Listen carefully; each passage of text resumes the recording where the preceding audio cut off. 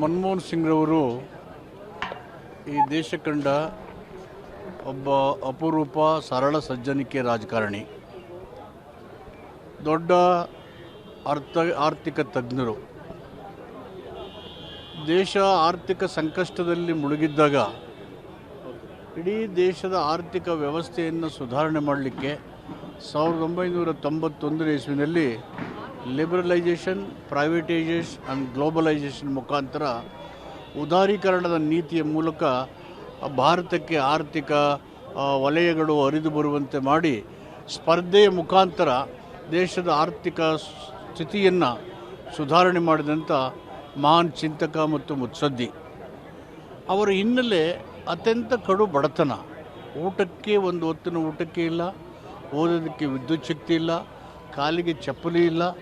ಇಷ್ಟು ಸಂಕಷ್ಟದ ಬದುಕಿನಲ್ಲಿ ಆಳವಾದ ಅಧ್ಯಯನದ ಮೂಲಕ ತನ್ನ ವಿದ್ಯಾಶಕ್ತಿಯ ಎಲ್ಲ ಅನುಭವಗಳನ್ನು ದೇಶವನ್ನು ಕಟ್ಟಲಿಕ್ಕೆ, ದೇಶದ ಸಮಸ್ಯೆಗಳನ್ನು ನಿವಾರಣೆ ಮಾಡಲಿಕ್ಕೆ, ರಾಜ್ಯಾಂಗದ ಆಶಯಗಳನ್ನು ಜಾರಿ ಮಾಡಲಿಕ್ಕೆ, ರಾಜ್ಯಾಂಗದ ನಿರ್ದೇಶನ ತತ್ವಗಳನ್ನು ಚಾಚೂ ತಪ್ಪದೆ ಅವರು ಜಾರಿ ಮಾಡಿ ಇಡೀ ದೇಶವನ್ನು ಹೇಗೆ ಸಮೃದ್ಧ ಭಾರತವಾಗಿ ಕಟ್ಟಬೇಕು ಅಂತಕ್ಕಂಥ ಸಂವಿಧಾನದ ಆಶಯ ಇತ್ತು, ಬಾಬಾ ಸಾಹೇಬ್ ಅಂಬೇಡ್ಕರ್ ಆಸೆ ಇತ್ತು, ಸ್ವಾತಂತ್ರ್ಯದ ಉದ್ದೇಶಗಳಿದ್ದು, ಅವೆಲ್ಲವನ್ನು ನಿಜ ರೂಪದಲ್ಲಿ ಅರ್ಥಾತ್ ಒಬ್ಬ ಪ್ರಧಾನಮಂತ್ರಿಯಾಗಿ ಅವರು ಜಾರಿಗೊಳಿಸಿದ್ದಾರೆ.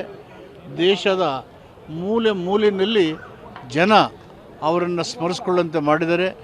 ಯಾವ ಬಡವನು ಹೊಟ್ಟೆಗೆ ಅನ್ನ ಇಲ್ಲ ಅಂದೇನೆ, ಗ್ರಾಮೀಣ ಪ್ರದೇಶದ ಬಡವರು ನನಗೆ ಉದ್ಯೋಗ ಇಲ್ಲದೇ ನನ್ನ ಜೀವನ ಹಾಳಾಗ್ತಿದೆ ಅಂತ ಅವಕಾಶ ಕೊಡದೇ right to live and right to work ವಿಷಯಗಳನ್ನು ಫಂಡಮೆಂಟಲ್ ರೈಟ್ ಆಗಿ ಸಂವಿಧಾನಕ್ಕೆ ತಿದ್ದುಪಡಿ ತರತಕ್ಕಂಥದ್ದು, ಆಡಳಿತದ ಪಾರದರ್ಶಕ ತಂದು ದೇಶದ ಪ್ರತಿಯೊಬ್ಬ ಪ್ರಜೆಯು ಆಡಳಿತಕ್ಕೆ ಸೂಕ್ಷ್ಮ ನಿರ್ಧಾರಗಳನ್ನು ಗೊತ್ತಾಗಬೇಕು ಅಂತೇಳಿ ರೈಟ್ ಟು ಇನ್ಫಾರ್ಮೇಷನ್ ಅಂತ ಅತ್ಯಂತ ಪಾರದರ್ಶಕವಾದಂಥ ಆಡಳಿತ ಕಾಯ್ದೆಯನ್ನು ಜಾರಿ ಮಾಡಿದ್ರು. ಮತ್ತು ಬಡ ಮಕ್ಕಳು ಪ್ರತಿಷ್ಠಿತ ಶಾಲೆಗಳಲ್ಲಿ ಓದಬೇಕು ಅಂತ ಹೇಳಿ ಉಚಿತ ಮತ್ತು ಕಡ್ಡಾಯ ಶಿಕ್ಷಣವನ್ನು ಮೂಲಭೂತ ಹಕ್ಕನ್ನಾಗಿ ಮಾಡೋದ್ರ ಮುಖಾಂತರ ರೈಟ್ ಟು ಎಜುಕೇಷನ್ ಕಾಯ್ದೆಯನ್ನು ತಂದರು. ಇವೆಲ್ಲವನ್ನು ನೋಡಿದಾಗ ಈ ಭಾರತದ ಪ್ರಜಾಪ್ರಭುತ್ವದ ವ್ಯವಸ್ಥೆಯಲ್ಲಿ, ಸಂವಿಧಾನದಲ್ಲಿ ಅಚಲವಾದಂಥ ನಂಬಿಕೆ, ವಿಶ್ವಾಸ, ಬದ್ಧತೆಯನ್ನು ಇಟ್ಟು ದೇಶವನ್ನು ಪ್ರಗತಿ ಪಥದಲ್ಲಿ ಮುನ್ನಡೆಯುವಂತೆ ಮಾಡಿದಂಥ ಮಹಾನ್ ಚಿಂತಕ, ಒಬ್ಬ ಸಾಧಕ, ಸಂತಕನಂತೆ ಬದುಕಿ ರಾಷ್ಟ್ರವೇ ಸ್ಮರಿಸ್ಕೊಳ್ತಕ್ಕಂಥ ಕಾರ್ಯವನ್ನು ಎಸಗಿದರೆ. ಅವರೊಬ್ಬ ಮಹಾನ್ ರಾಷ್ಟ್ರಪ್ರೇಮಿ ಮತ್ತು ದೇಶದ ಸಮಸ್ತ ಜನರಿಗೆ ಸಮಾನ ಸಮತೆ ಮತ್ತು ಸಮಾನ ಅವಕಾಶಗಳನ್ನು ಕೊಡಲಿಕ್ಕೆ ತನ್ನ ಅಧಿಕಾರವನ್ನು ಸಮರ್ಪಣಾ ಭಾವನೆಯಲ್ಲಿ ಮಾಡಿ ಅತ್ಯಂತ ಸರಳವಾಗಿ, ಮಿತಭಾಷೆಯಾಗಿ ಅವರು ಜೀವನವನ್ನು ನಡೆಸಿದ್ದಾರೆ. ಮುಖ್ಯಮಂತ್ರಿ ಸಿದ್ದರಾಮಯ್ಯರ ಜೊತೆಗೆ ನಾನು ಅನೇಕ ಬಾರಿ ಅವರನ್ನು ಭೇಟಿ ಮಾಡಿದಾಗ ಒಂದು ಮುಗ್ಧ ಮನಸ್ಸಿನ ಮಗುವಿನ ಜೊತೆಗೆ ಸಂಭಾಷಣೆ ಮಾಡಿದಂತೆ ಅವರ ಮಾತುಗಳು ನಡೆಯಿತು. ಹೆಚ್ಚು ವಿದ್ಯಾವಂತರು, ಆಳವಾಗಿ ಅಧ್ಯಯನ ಮಾಡುವರು ಕಡಿಮೆ ಮಾತಾಡ್ತಾರೆ ಅನ್ನೋದಕ್ಕೆ ಮನಮೋಹನ್ ಸಿಂಗ್ರವರು ಉದಾಹರಣೆಯಾಗಿದ್ದರು. ತಮ್ಮ ನಿಲುವುಗಳ ಮುಖಾಂತರ ಅಣುಶಾಸ್ತ್ರವನ್ನು ಅಮೆರಿಕ ಜೊತೆಯಲ್ಲಿ ಒಪ್ಪಂದ ಮಾಡುವುದರ ಮುಖಾಂತರ ಮುತ್ಸದ್ದಿತನವನ್ನು ತೋರಿದ್ದಾರೆ.